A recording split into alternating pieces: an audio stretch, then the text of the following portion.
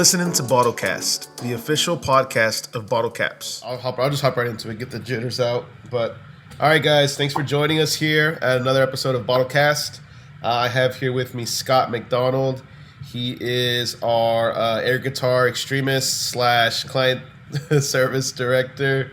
What's funny is I don't even play guitar. I just put that there for calls like this just to look cool. Dang. Yeah. Okay. Props. I see you got another fancy prop there to your right. Yeah. So that's A&M. I also didn't go to school at A&M. Just kidding on both kinds. Yeah. So Scott, you beat me to it. Go ahead and introduce yourself to the folks. Let us know who you are, what you're doing here, why you've accepted this calendar invite, and just let's go into it, man. Yeah, man. Appreciate you having me. I'm, as you mentioned, the director of client services. Basically the point person. Once a store jumps on board, goes through the sales process, they get guided through an onboarding process, and I kind of run that department as well as seeing them through to the successes that we've seen, around the nation with a bunch of our stores. And that's the fun part, is once the stores get up and get launched is the success stories. That's the fun part. Nice. Right on. So we definitely appreciate you being on there. The front lines, you talk to a lot of these stores and get them situated. So I know you're super close to a lot of them. But hey, before we hop into like the specifics, give us a bit of a background on who you are, where you went to school, or what your life was before Bottlecapps. Yes, it was. I guess we kind of hit on both. This is a map of the U.S. That's where I live, so that's a little something about me. No, so I went to Texas A&M, and I graduated 2005. Went to law school because that's what I thought that I was. I just kind of an aimless early 20s kid. Ended up dropping out of law school and did a little bit of sports talk radio for a while. And that was fun. And, nice. Since then, I ended up landing a job as kind of similar to this with a different company, and was with them for a lot of years. And then was fortunate in 2018 to stumble upon what ended up being sort of the dream, which was to find a startup that does something really cool. I've had jobs that paid pretty well and stuff through the years, but to be a part of something that you really like and you think is really, really cool. They say you'd get up and you can go to work and it doesn't even feel like a job, and a lot of times that's what this is. So we've I was able to hop in early and see this thing grow from a really small startup to right now the fastest growing alcohol app / website company on the planet. So it's really, really cool. And, yes, sir. In the midst of all that stuff, I was a hack on a guitar in a band. So okay. Might have to get you to play a couple chords after this cast here. Cool. So appreciate you giving us some background. And I guess you kind of already segued into it, but with Bottlecapps, how are things going? Tell us what you're up to. Tell us a little bit about what we're up to in general as Bottlecapps. So go ahead. Oh yeah. So what's going on now? Well, what we're doing, what's happening now is I kind of mentioned what it was like early on. I think something that's kind of at least interesting to me is seeing the successes that we talked about earlier, but for the clients that have been with us for a really, really long time. We've had stores that are now passing 5,000 total app users, 10,000 app users, and that's a lot of fun.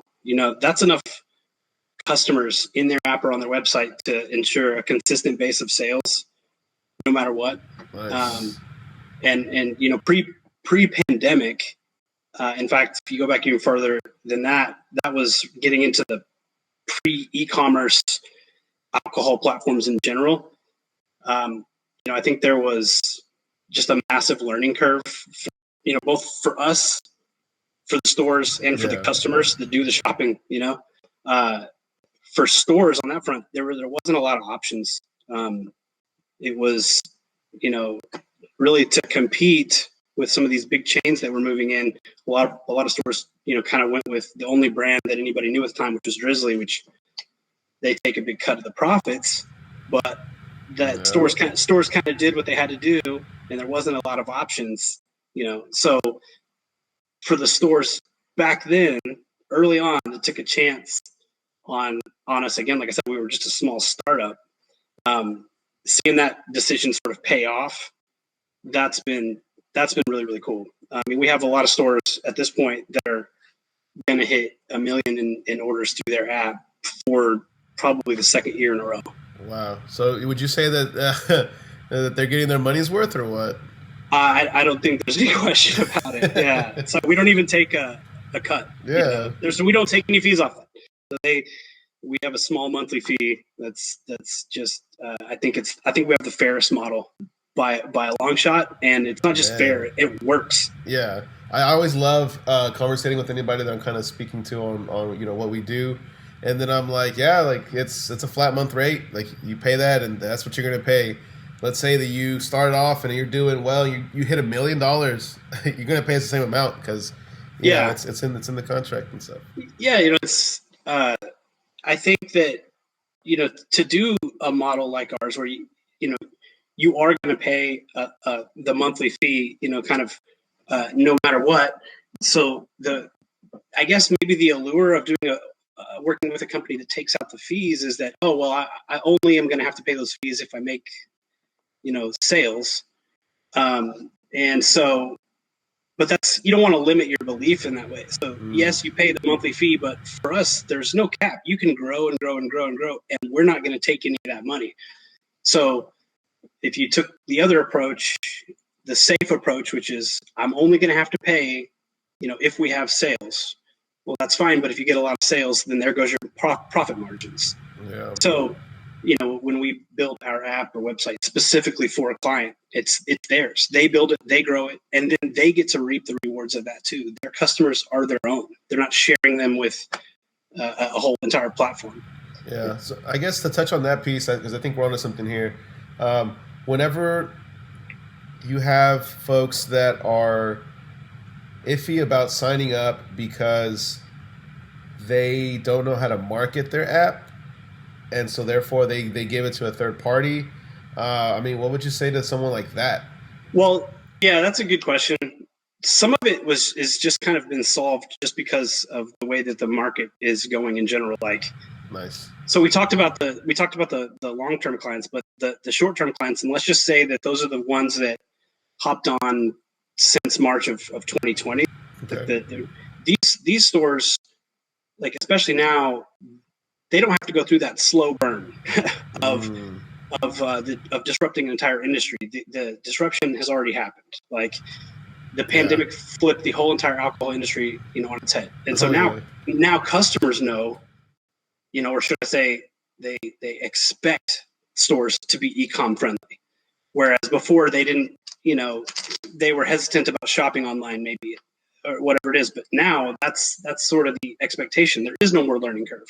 So we see stores now that jump in, they join us, they get onboarded, and they're pumping 20,000 in orders a month through their app pretty consistently. And that wasn't always the case. It was, like I said, it was a bit of a slower burn. And so I think that just in general, customers know and expect that stores are going to be e-com friendly, and they just kind of are trained to know what to do.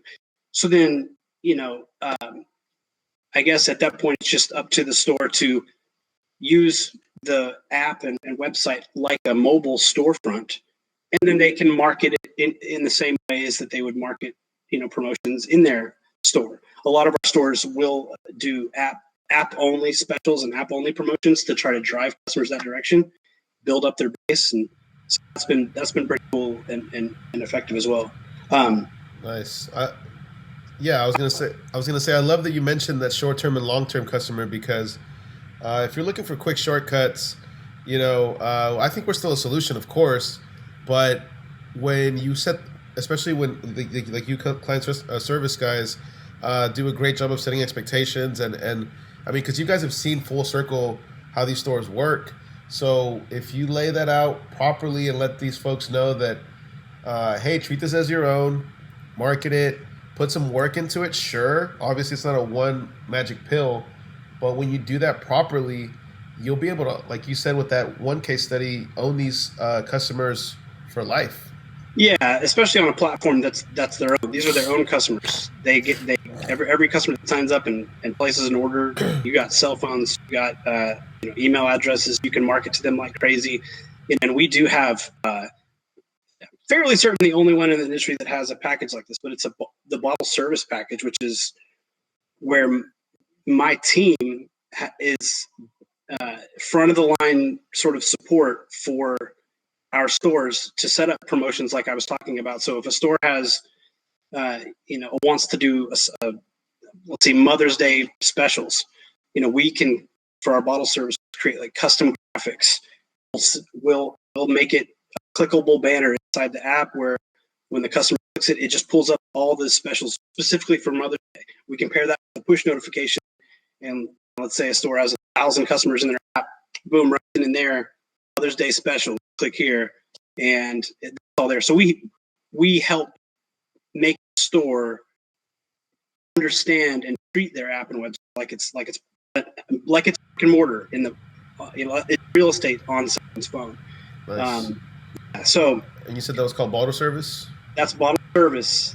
It's kind of a one of there's more to it. In fact, another thing that kind of sets us apart, sets bottle service apart, is you get front of the line support on the technical side too. So when we have a ticketing system, if there's maybe a mismatched image, or something in the app, they can create a ticket, get bumped to the front of the line for any technical issues that might come up and that kind of thing. So,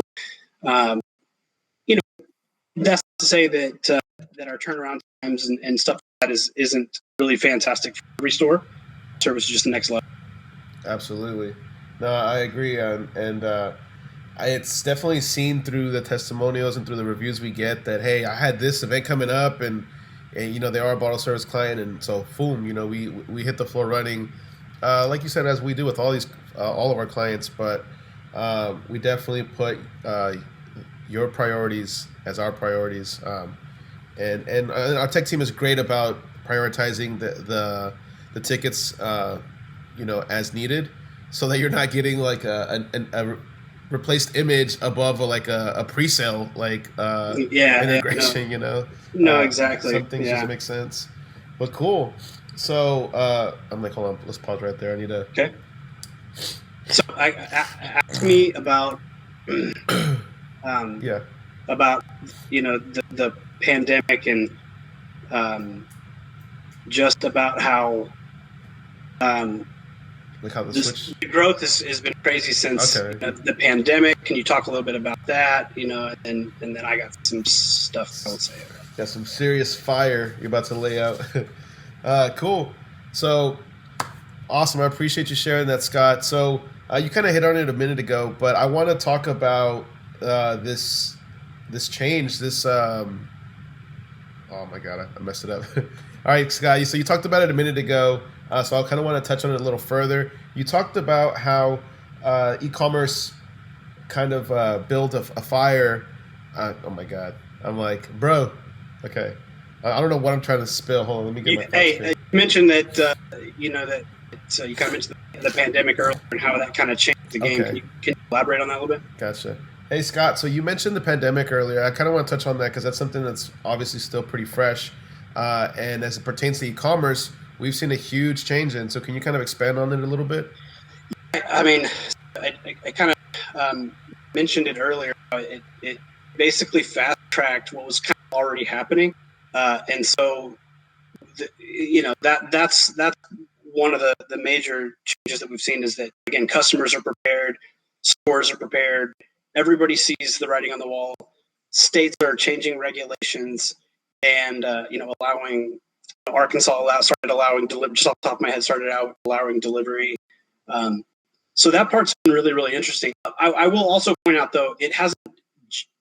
A lot of our growth, while it was certainly boosted by the pandemic, it wasn't all pandemic related because at the same time, our platform has advanced so far beyond what it was. It's hard to quantify, and this is kind of happening at the same time. So, just going back a couple of years, and you look at our UI, our UX, and user interface, user experience, for those who know, it's improved to a completely new standard. And so, on top of just the experience, the UI UX, we've added partnerships and integrations, a ton more points of sale systems and companies, third-party delivery services in case a store doesn't have drivers.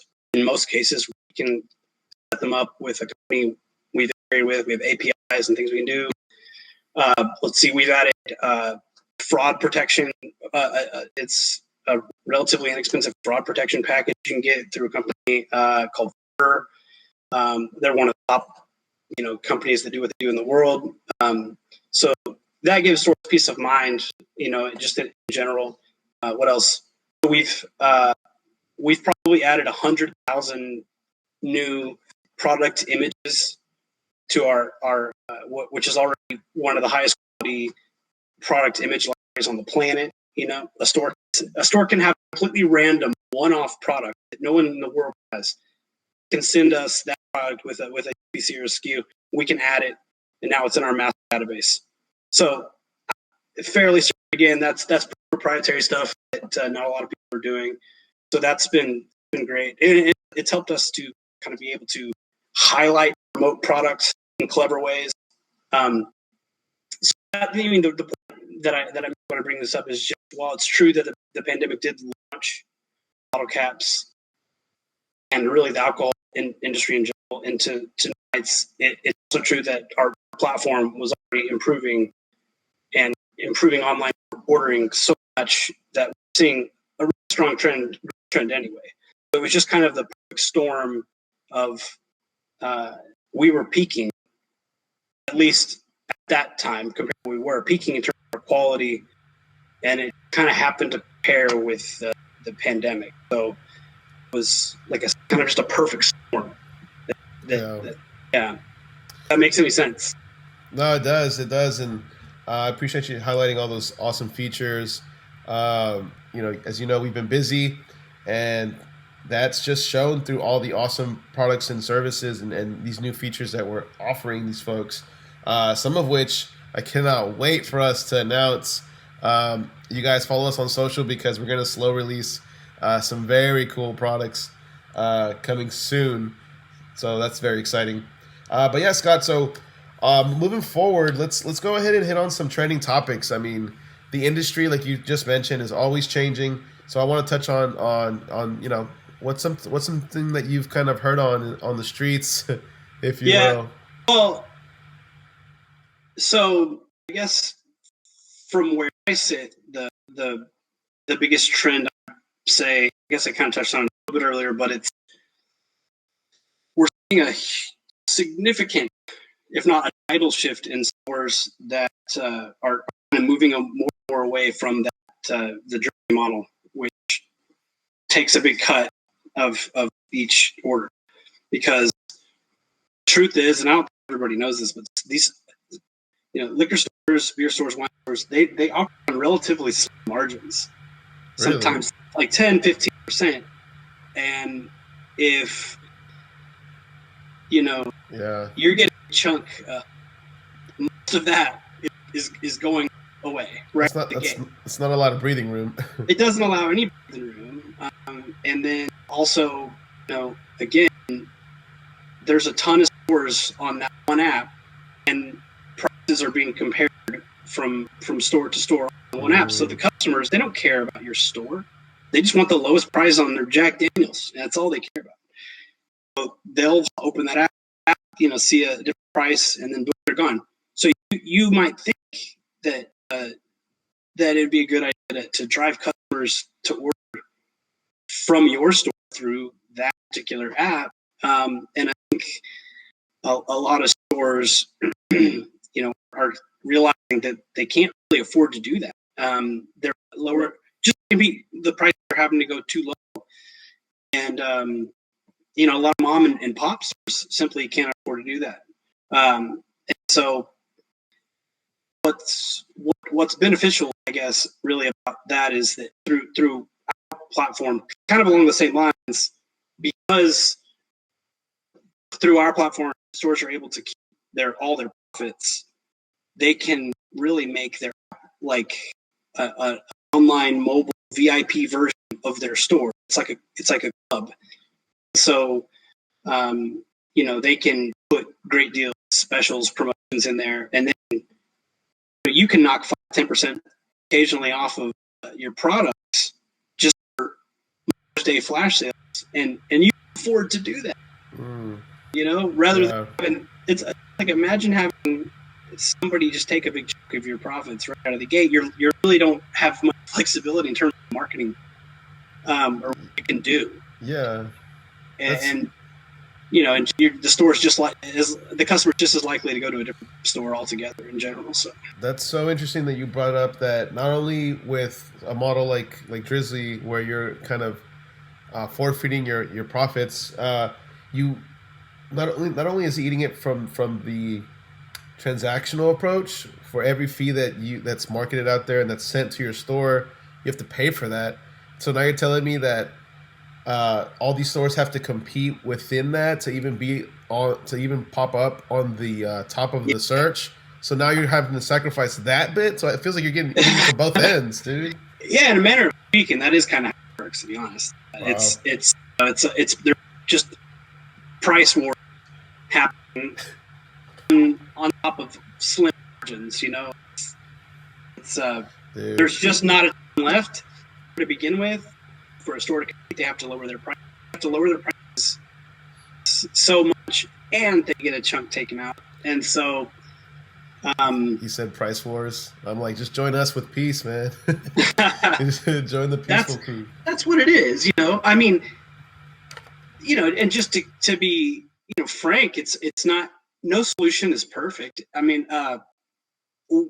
if you're going to hop on board and you wanted to join BottleCAPS and have us build an app for you, I'm not going to lie to you and tell you, you just plug it, play it, and it's good. You're good to go. I know. So customers have learned. Customers do know now and expect stores, like I mentioned, to be e-com friendly. But even for stores as phenomenal as I think our platform is, just signing up, getting an app, and getting a website, that doesn't guarantee that you're going to do what a lot of our stores are doing, $20K a month minimum. That doesn't. There's wow. You have to inform your customers about that, right? And so.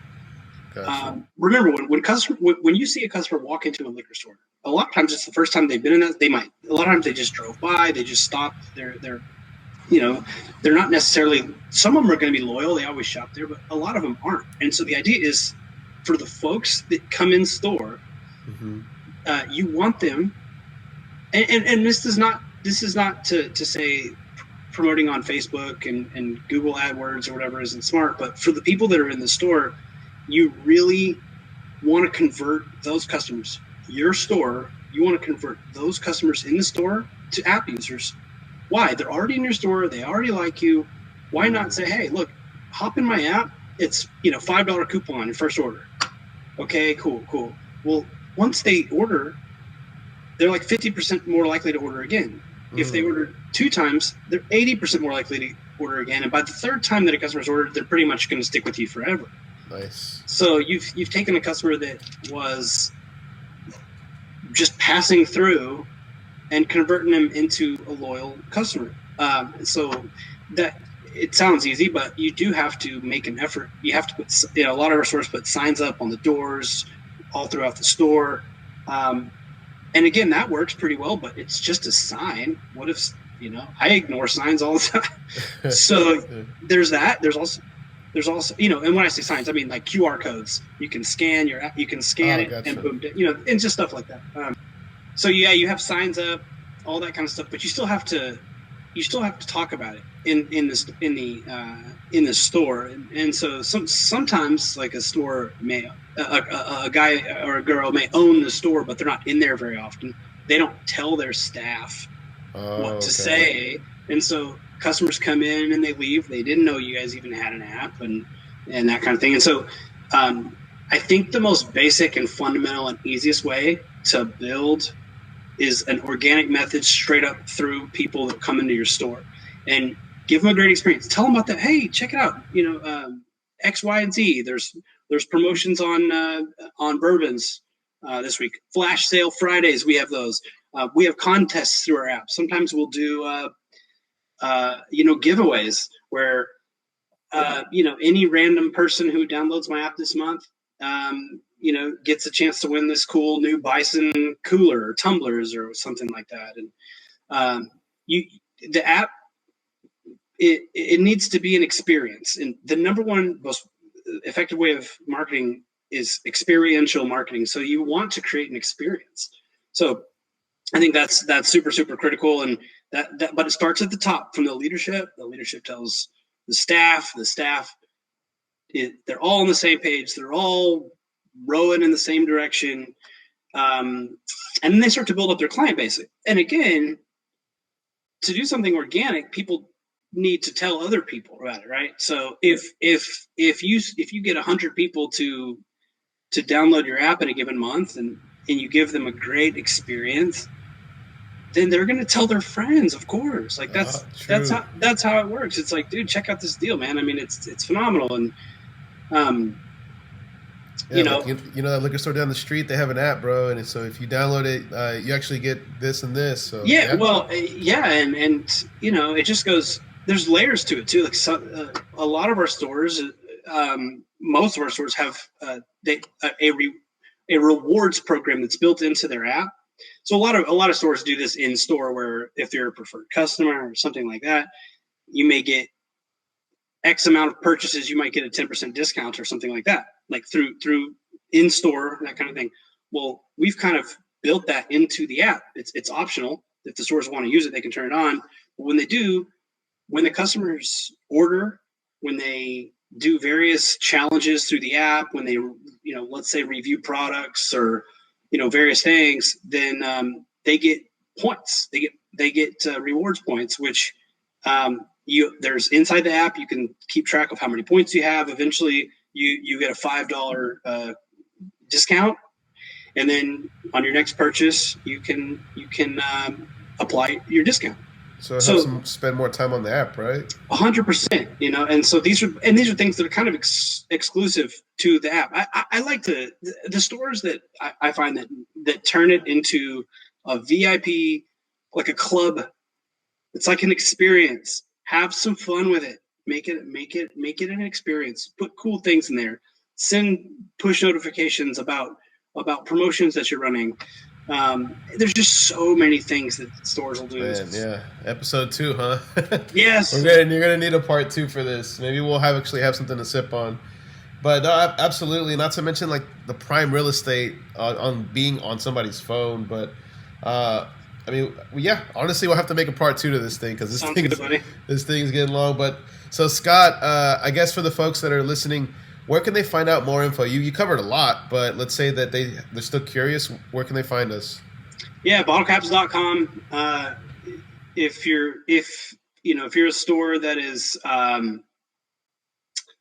kind of wants to step up your game, and maybe you're just completely new to the whole e-commerce thing, pop on to BottleCapps.com and request the demo. It's that simple. We'll have somebody reach out, and maybe it's not for you. I don't know why. I think it's for you. So, yeah. But it's worth checking out. That's the direction everybody's going. Like I said, not to take up too much time, but we are in the landscape of e-commerce now. Customers expect.